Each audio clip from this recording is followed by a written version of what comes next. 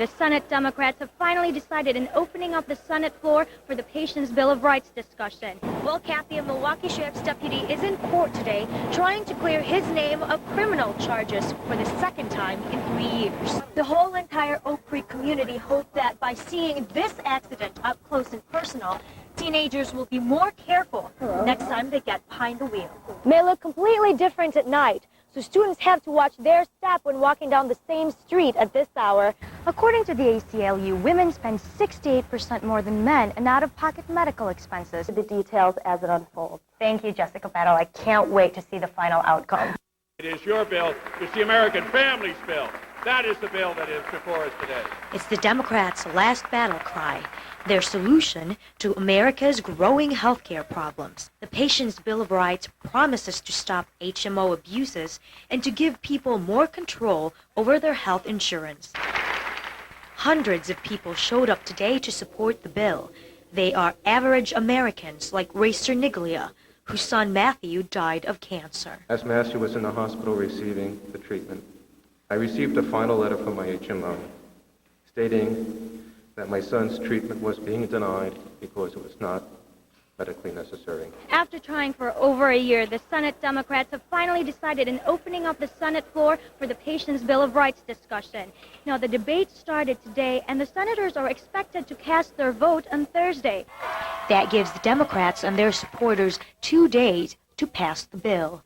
In the meantime, and keep on marching and keep on fighting till there's affordable, dignified, humane health care coverage for every man, woman, and child in America. That's what the Kristine Tungol, Washington, D.C. Oak Creek Fire Department. A young girl finds her sister the victim of a two-car collision. A mock accident that Oak Creek High School wants its students to witness, with senior prom this Saturday, and because of an alarming increase in teenage-related crashes. James Julinski is the latest victim, the 10th teenager to die of an accident this week alone. Police say his car was struck at high speed by a drunk driver in this van. The whole entire Oak Creek community hope that by seeing this accident up close and personal, teenagers will be more careful next time they get behind the wheel. So how close to home did this message hit? We saw people's reaction, and when they put the people in the body bags, that was kind of like he hit you and you're just like, whoa. That's exactly what Officer Mark Allen wants to hear. You hope it's sunk in. When they brought the hearse up, it was a little bit somber, and the kids realized that, hey, maybe this is, something we need to think about twice before we do it. In hopes that this message goes a long way. Kristine Tungol, Channel 12 News. We'll be following this story, and we'll give you the details as it unfolds. Thank you, Jessica Battle. I can't wait to see the final outcome. Me neither. In other news tonight, 3 more vials of mysterious liquid were found in downtown Milwaukee this morning. Authorities think it's the work of the same man who has admitted to taping up 124 vials around Milwaukee. The 45-year-old suspect has a history of mental illness. He told police he was trying to protect himself from radio waves bombarding him. Most of the vials contained water. Do you have plans for the weekend? We'll tell you about the hip things to do on campus this weekend and MUTV's Campus Roundup. Well, Kathy, a Milwaukee Sheriff's deputy is in court today trying to clear his name of criminal charges for the second time in 3 years.